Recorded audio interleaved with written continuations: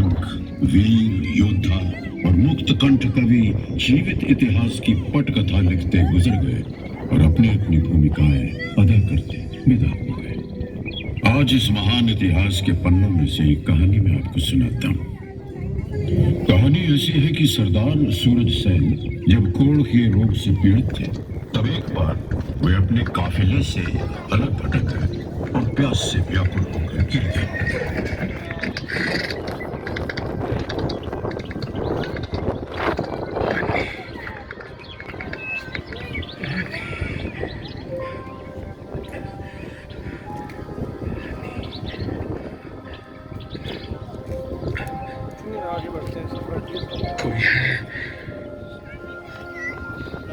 कोई मुझे पानी पिला दो।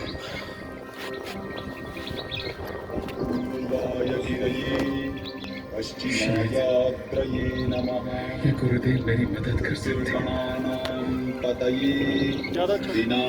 गुरुदेव, मैं प्यास से व्याकुल हूँ, मेरी सहायता कीजिए। अवश्य पुत्र, आओ, मैं तुम्हें पास की एक शिला के पास लेकर चलता हूँ, जहाँ एक गुप्त झरना है।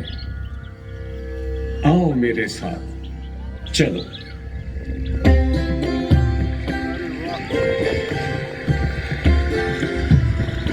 आओ पुत्र, यहाँ बैठो।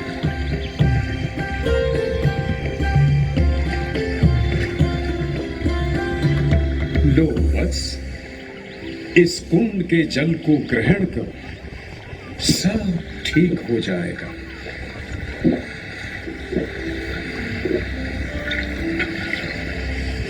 अरे, मैं तो ठीक हो रहा हूं।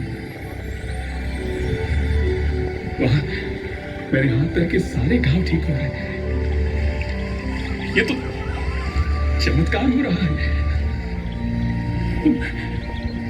मेरा शरीर एकदम ठीक हो रहा है। मैं पूर्ण रूप से स्वस्थ हो रहा हूं। मैं स्वस्थ हो रहा हूं। हे गुरुदेव, आपको मेरा शत शत नमन। मैं आपका आजीवन ऋणी रहूंगा।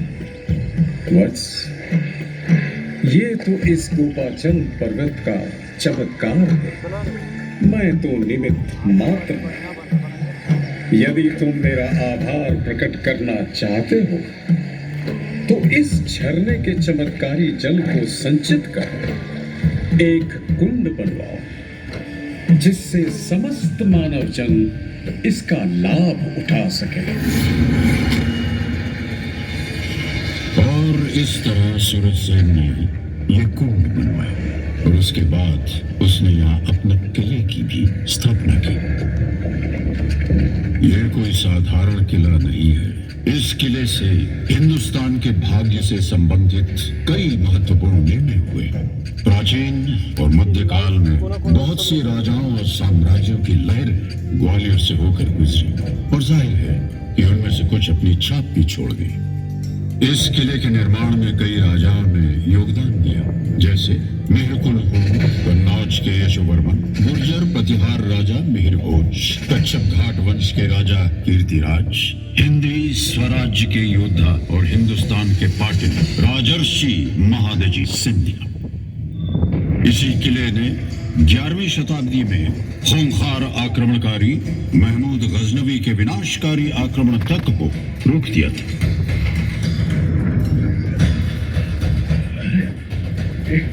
किला है या पहाड़ है? ये तो बिल्कुल नामुमकिन है।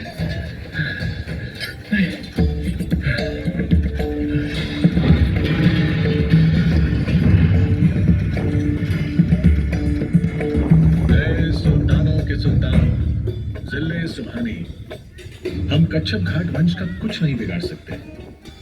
ये ग्वालियर का किला नाकाबिले तस्खीर है। संगलात किला संगीन चट्टानों से घिरा हुआ है हुजूर। हमारे बेहतरीन से बेहतरीन कमांडरबाज भी इसकी दीवारों पर चढ़ने पर नाकाम रहे हैं। तुम उसके सामने अपनी शिकस्त का इकबाल करने की गुस्ताखी कर रहे हो। जिसने सारे हिंदुस्तान को तहस नहस करके रख दिया है। जा, कहीं न कहीं इसकी किलाबंदी में कमजोरी की दरार जरूर होगी। जा, पता करो और किले पर हल्ला बोल दो। महमूद गजनवी के सिपाहियों ने लाख कोशिशें की, लेकिन हर बार नाकाम रहे। 4 दिन किले के इर्द गिर्द डेरा डालने के बाद भी कुछ हासिल नहीं हुआ। झुंझलाए हुए महमूद गजनवी को पहली बार अपनी फौज को वापस लौटने का हुक्म देना पड़ा।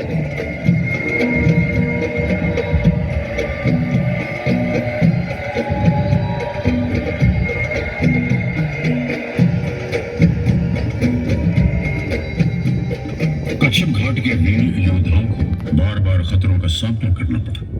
पहले महमूद गौरी और तुर्की फौज, फिर दिल्ली के गुलाम वंश के सुल्तानों से। फिर भी वीर राजपूतों ने आखिरी दम तक लड़ने की ठानी थी। कच्छप घाट के वीर योद्धाओं, समय आ गया है। अब हमारे सामने एक ही रास्ता है, जिल्लत या मौत। जो दृढ़ राखे धर्म को, ते ही राखे करतार। जो दृढ़ राखे धर्म को, ते ही राखे करतार। जो दृढ़ राखे धर्म को, ते ही राखे करतार। ते ही राखे करतार। स्वामी, यदि आज इस किले की भाग्य में पराजय और महारानियों के अपमान की ही संभावना है, तो हम अपने ही हाथों इस जीवन का अंतिम वाक्य लिखेंगे। हाँ महाराज, पराजय से बेहतर मृत्यु को गले लगाना हमें मंजूर है। दासियों, जाओ, हमारे 16 श्रृंगार की तैयारी करो। सच सवर कर हम मृत्यु का आलिंगन करेंगे। जाइए महाराज, रणभूमि में जाइए। राजपूत वीरों की परंपरा के अनुसार अब हमारी भेंट स्वर्ग में ही होगी। राजपूत वीरांगनाओं, जौहर जौहर, आपका साहस और शौर्य किसी भी महान राजपूत वीर से कम है। और इसी के साथ अपनी आन और परंपरा के अनुसार महाराज और उनके वीर बाबुरे केसरिया बाना पहने रणभूमि में अपनी जान की बाजी लगाने के लिए चलती है।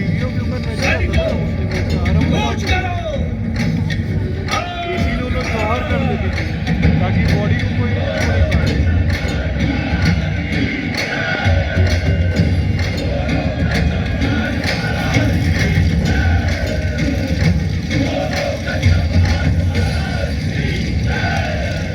दिल्ली में तख्त ताज पलटते थे तो असर ग्वालियर पर भी पड़ता था। ग्वालियर किला दिल्ली की खिलजी वंश और फिर तुगलक वंश के हाथ आया। तुगलक द्वारा वीर सिंह तोमर किले का राज प्रमुख नियुक्त किया गया। वीर सिंह ने शीघ्र ही अपनी स्वतंत्रता की घोषणा करके तोमर वंश की सत्ता की स्थापना की। तोमर वंश ने ग्वालियर पर लगभग 200 सालों तक राज किया। जब सन 1450 में महाराज डुगरेंद्र सिंह का राज तिलक हुआ, तोमर वंश इस राज्य क्षेत्र में महत्वपूर्ण राज शक्ति बन गया था। 1486 में तख्त पर एक राजा बैठे। उनमें एक महान शासक के सभी गुण थे। महाराज दक्ष शासक थे तो निपुण राजनीतिज्ञ भी। सहनशीलता और जोड़ तोड़ की नीति में उनकी मिसाल नहीं थी। महाराज कल्पनाशील भी थे और कला के परम उपासक और संरक्षक भी। ये सब तो उनमें था ही। बड़े रंगीन मिजाज और परम प्रेमी भी थे। मान सिंह था उनका नाम। उन्होंने अपने सपनों का साकार महल बनवाया और नाम रखा मान मंदिर। अभी नहीं गए थे हम लोग वहां से। भाई, हिंदुस्तान में महल तो बहुत है, पर इस जैसा नायाब महल कोई नहीं। अरे ये इतना ऊंचा है कि हवा भी इसकी चोटी तक नहीं पहुंच सकती है। ये देखो, मंदिर का भीतरी हिस्सा कितने अद्भुत रंगों से सजा है। विश्वास नहीं होता। अरे इसमें ये खूबसूरत नक्काशी तो देखो, और जरा इन दीवारों पर लगे रंगों की चमक तो देखो। मेरी तमन्ना है कि मैं जमीन के अंदर बने केसर कुंड की बगल वाले ठंडे कमरे में जाकर देखूं। सोने के खंभों पर राजा मानसिंह तो बस हर नर नारी के दिल और दिमाग में बस गए। लोग आज भी गुजरी सुंदरी, नन्ही और मानसिंह की प्रेम कहानी सुनाते हैं। एक बार जब राजा शिकार पर निकले तो उन्होंने खूंखार जंगली भैंसे से मुठभेड़ करते हुए एक लड़की को देखा। हे भगवान, ये कौन लड़की है जो देवी की तरह भाले चला रही है? अरे वाह, कमाल हो गया। अरे देखो देखो देखो, क्या भाला चला है। अरे वाह, क्या बात है। कितनी ताकत है इसमें, कितना कमाल कर दिया इस लड़की ने। हमारी नदी का क्या कहना।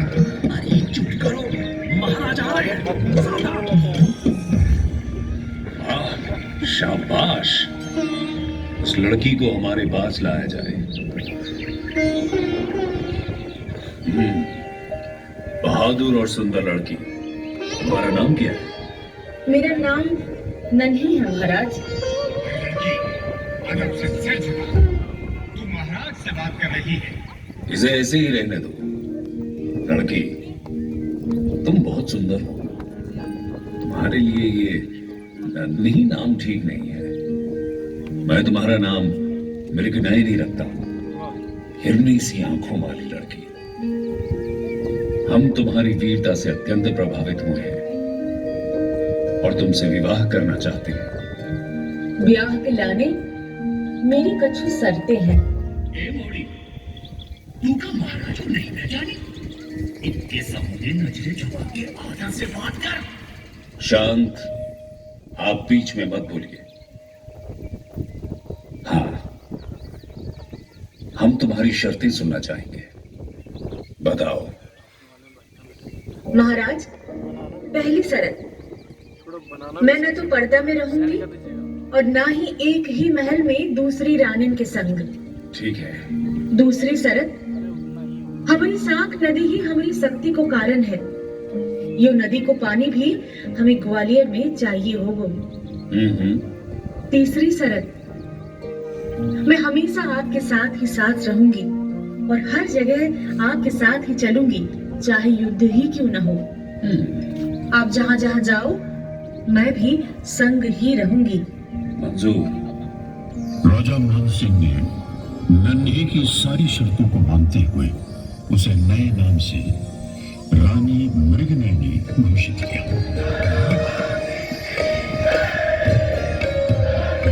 हवा चल रहा है।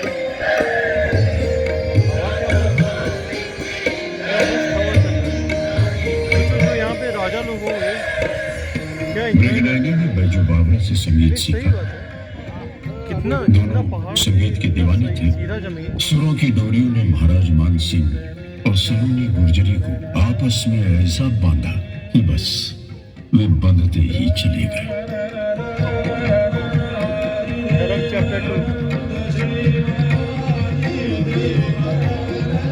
मानसिंह दूसरे, भाभी टू, मानसिंह की भाभी टू।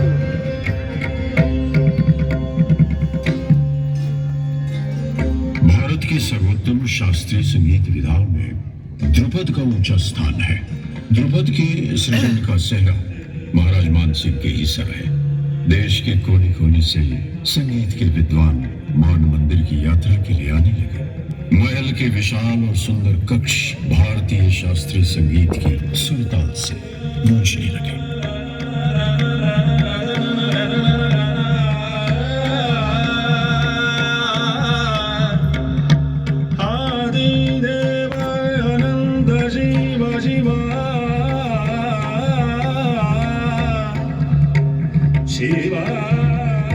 सुरसरिता का अनंत प्रवाह चलता रहता, शायद ऐसे ही, पर महाराजा मानसिंह का स्वर्गवास हो गया।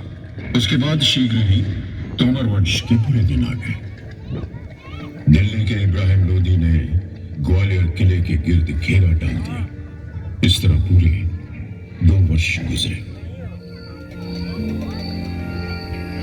2 साल बीत गए हैं। रसद भी खत्म होने की कगार पर है। एक समय यहाँ की आबो हवा संगीत और कला से सराबोर थी। अब ये आलम है कि तोप के गोलों की गूंज और तलवारों की खनकार में मौत के खौफ तले सब कुछ दब गया है। पता नहीं कम वक्त गोलीबारी कब बंद करेगा। कितना गुबार उठ रहा है।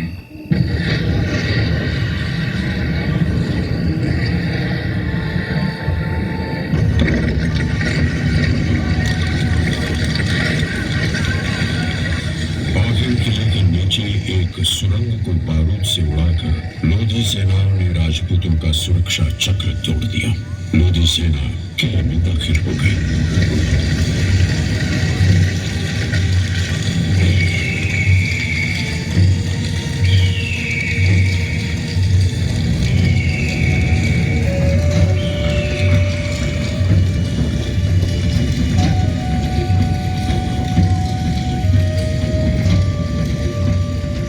प्रथम मुगल सम्राट बाबर ने भारत पर हमला कर दिया था।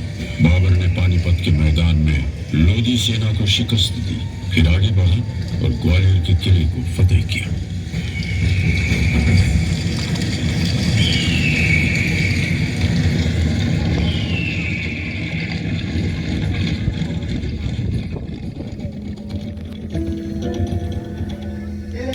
शांति और खून खराबे के साथ स्थिरता के दिन भी आए, जब तलवारों की खनखनाहट और युद्धों का उन्माद संगीत की लहरों और काव्य रस की सरिता में डूब गए।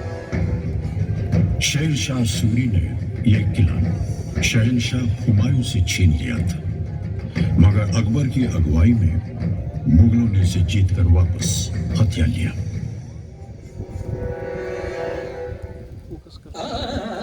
मुगलिया काल में बेहट में विलक्षण प्रतिभा के एक बालक ने जन्म लिया, जिनका नाम था रामतनु पांडे, जो बाद में मियां तानसेन के नाम से प्रसिद्ध हुए। जिनका जान चल गया था अकबर के लिए राग पानी वे तानसेन थे जिनके कारण शहंशाह अकबर की आमद रंग बहार सी खिल उठती थी और जश्न का आगाज हुआ करता था।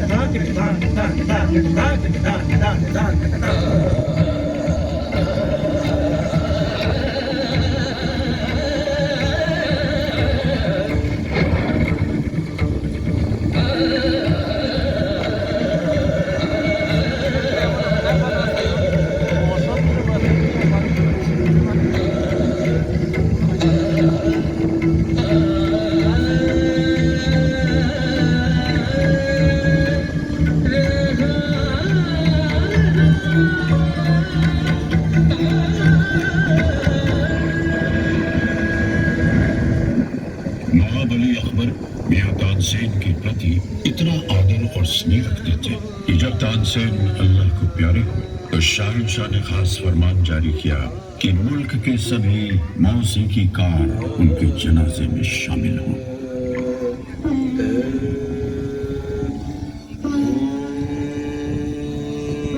ग्वालियर जब शहंशाह अकबर की सल्तनत का हिस्सा बना, उस दौरान इस किले को एक विशाल कैद खाने के रूप में तब्दील कर दिया गया था।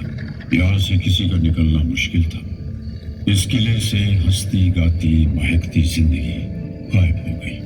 यहाँ विद्रोहियों और राजनैतिक बंदियों को हथकड़ी और बेड़ियों में रखा जाने लगा।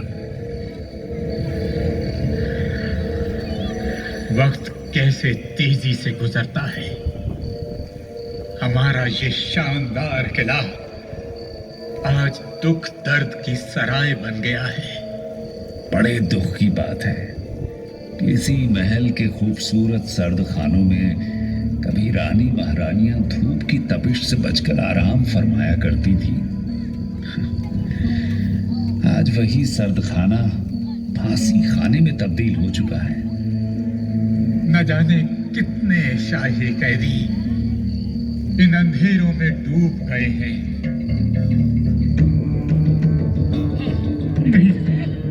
नहीं, मैं नहीं पीऊंगा।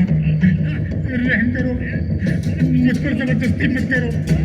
रहम करो, रहम करो, रहम करो, रहम करो। कैसे नहीं पिएगा? पियो। फ्रांसीसी यात्री बर्नियर ने अपने ग्वालियर प्रवास पर शाही कैदियों की दुर्दशा को बयान करते हुए लिखा था कि यहाँ कैदियों को पोस्त पिलाई जाती थी, जिसे अफीम की डोरियों को पानी में भिगोकर बनाया जाता था। इसके असर से कैदी का शरीर धीरे धीरे सूख जाता था। जुल्म के शिकार कैदी अपना दिमाग खो बैठते और धीरे धीरे वे मौत की गोद में सो जाते। एक कैदी ऐसा भी था जो इस किले से जीवित बच निकला। वो और कोई नहीं बल्कि सिखों के गुरु हरगोविंद सिंह जी थे। सतगुर बंदी छोड़ है, सतगुर बंदी। मल्लिका नूरजहां के कहने पर शाहजहां जहांगीर ने उनकी रिहाई का फरमान जारी किया था। अरे भाई, सुना कुछ?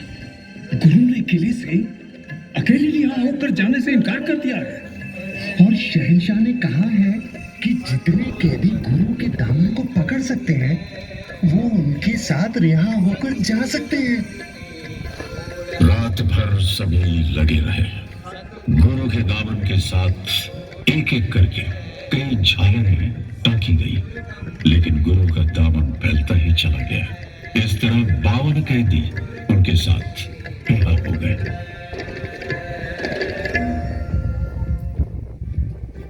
फिर कट्टर मुगल बादशाह औरंगजेब ने हिंदुस्तान भर में अपनी हुकूमत स्थापित करने की कोशिशों के तहत अनेक रियासतें जीती। मुगलिया फौज लेकर जब वो दक्कन पहुंचा तो वहां उसका मुकाबला केसरिया सिंह मराठा छत्रपति शिवाजी महाराज से हुआ, जिन्होंने हिंदवी स्वराज्य यानी आजाद भारत का झंडा बुलंद किया था। छत्रपति शिवाजी ने एक फौज बनाई थी जिसमें शूरवीर सिंधिया योद्धाओं समेत अन्य मराठा वीर जुड़े। छत्रपति के सपने को साकार करने के लिए मराठा रणवीर राणोजी सिंधिया मध्य भारत आए। उन्होंने मुगलों को हराया और उज्जैन को अपना गढ़ बनाया। महाकालेश्वर मंदिर का जीर्णोद्धार कराया। आज मुझे उज्जैन में महादेव का यह ध्वस्त महाकालेश्वर मंदिर देखकर रोना आ रहा है। बड़ी पीड़ा होती है कि 500 साल से उज्जैन नगरी में सिंहस्थ कुंभ का आयोजन बंद है।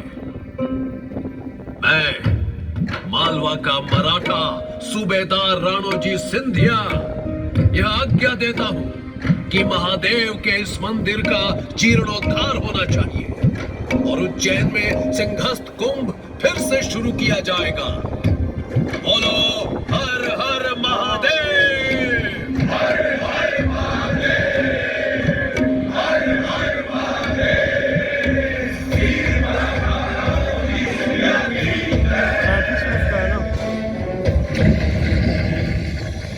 वीर राणोजी के उपरांत उनके पुत्र महादजी सिंधिया ने स्वराज का केसरिया झंडा लेकर 1765 में ग्वालियर, 1771 में दिल्ली और उसके बाद लाहौर और अटक तक का इलाका जीत लिया।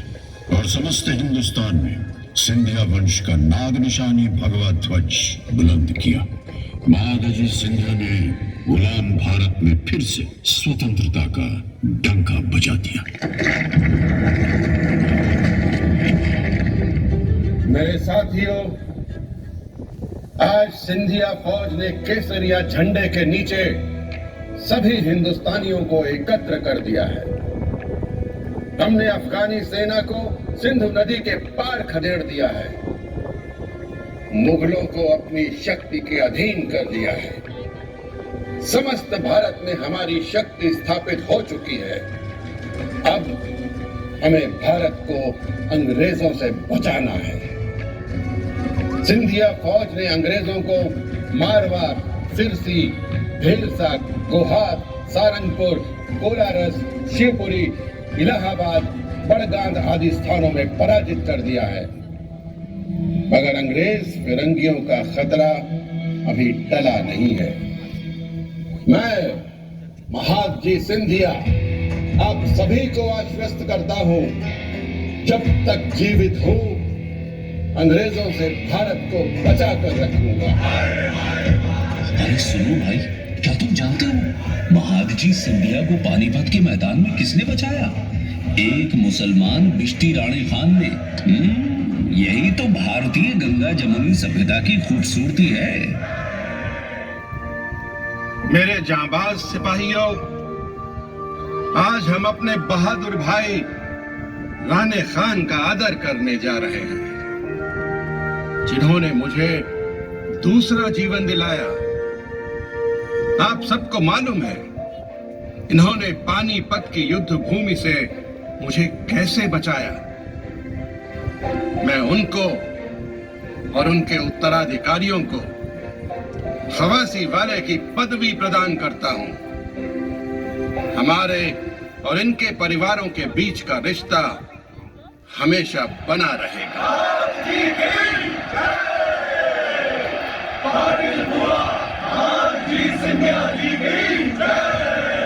महादजी सिंधिया ने उत्तर में आज के पाकिस्तान में स्थित अटक से लेकर कटक तक हिंदवी स्वराज्य स्थापित किया।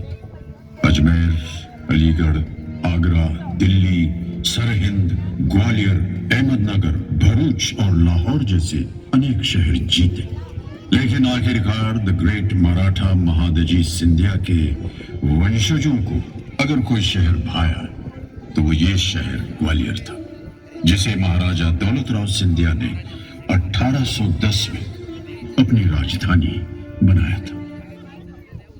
तुम लोग शांत रहो। हमने एक बहुत खास काम के लिए चुना है। इधर का बागी लोग हमारा साथ देगा। वो दिखाएगा किधर से किला का दीवार पर चढ़ना है। तुम्हारा कपड़े के जूते से कोई आवाज नहीं आएगा, समझो? ग्वालियर का किला हिंदुस्तान का चाबी है। इसको फतेह करना उतना ही जरूरी है जितना कि फांसी की लड़ाई में हमारा जीत। लेकिन बाद में महादजी सिंधिया ने किले पर पुनः कब्जा कर लिया। उनके उत्तराधिकारियों की सैन्य शक्ति से अंग्रेज लगातार परेशान रहे। 1843 में दोनों सेनाओं का महाराजपुर में मुकाबला हुआ। सिंधिया की फौज अकेली लड़ी और नेस्त नाबूद हो गई।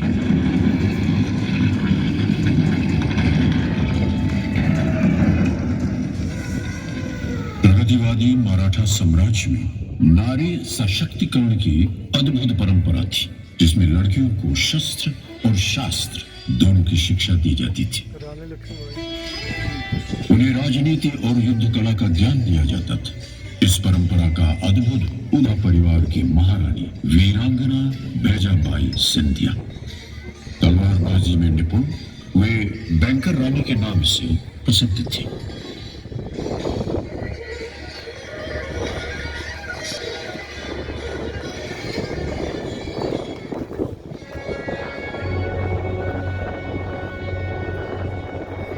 सन 1857 में एक तरफ मेरठ में मुट्ठी भर सिपाहियों ने देश भर में स्वतंत्रता संग्राम की चिंगारी जलाई, दूसरी तरफ मराठा महाराज सिंधिया के नुमाइंदों के साथ हुए गुप्त विचार विमर्श के अनुसार और उनके आमंत्रण पर वीर तात्या तोपे, राव साहेब पेशवा और झांसी की रानी लक्ष्मीबाई नेवालकर की सेनाओं ने ग्वालियर आकर विद्रोह की कमान संभाली।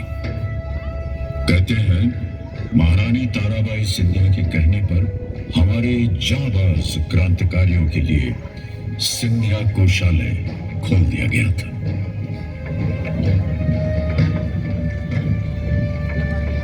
अब अंग्रेजों से खुला युद्ध करना सिंधिया, जिसे अंग्रेज अभी भी शक की निगाहों से देखते थे, उनके लिए आत्महत्या के समान था। इसलिए ग्वालियर के किले को सिंधिया महाराज की सेना ने रानी झांसी को सौंप दिया था। लेकिन जब अंग्रेज शक्ति भारी पड़ रही थी, तब सिंधिया के नुमाइंदों ने रानी को ग्वालियर से सुरक्षित निकलने की सलाह दी। अंग्रेजी सेनाएं लगातार पीछा करती रही और झांसी की रानी लक्ष्मीबाई नेवालकर ने आखिरी दम तक युद्ध करने की ठानी थी। अंग्रेजी सेनाएं लगातार पीछा करती रही। रानी के घोड़े ने जान दे दी। रानी बुरी तरह जख्मी हुई और वीर गति को प्राप्त हुई।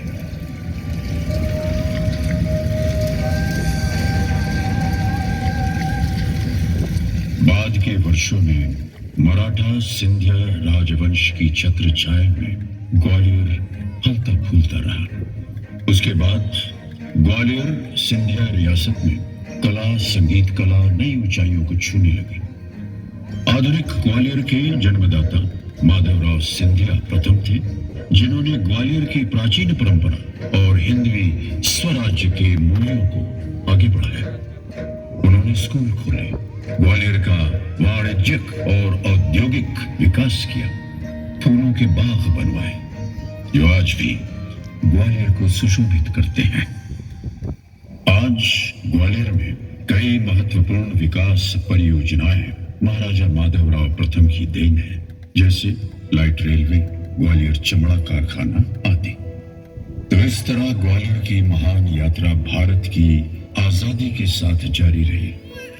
ग्वालियर आज भी कला, सभ्यता और धर्म का एक केंद्र है। यह शहर जीवित है यहाँ बसे लोगों के कारण, यहाँ की जैव विविधता के कारण, प्रकृति के कारण और इस शहर को देखने आने वाले अनेक पर्यटकों के कारण, यानी आपके कारण। भारत के दिल में बसा ये पर्वत आपको प्रणाम करता है।